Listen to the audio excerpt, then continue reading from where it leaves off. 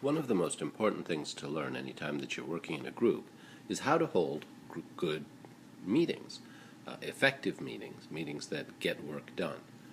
People want to come into a meeting, they want to be relatively up.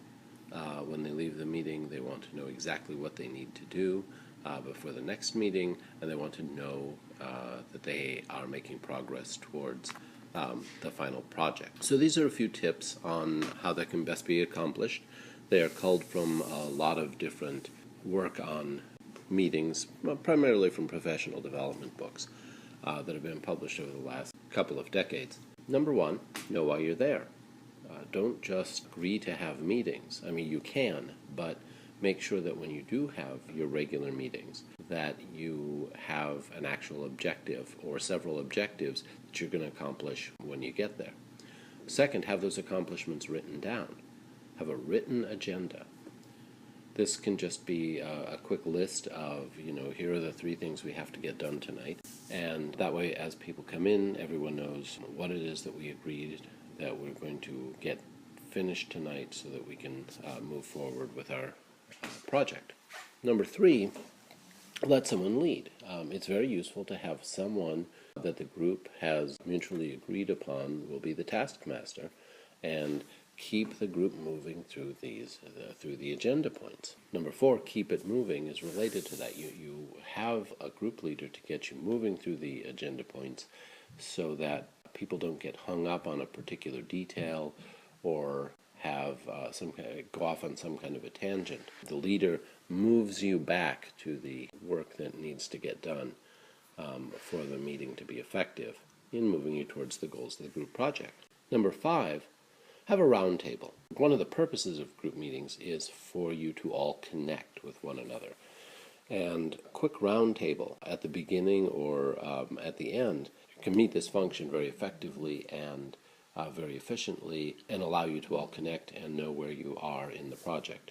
And this is just a very simple thing where each person reports on their progress since the last meeting and commits to what they're going to do before the next meeting. Number 6, put it in writing.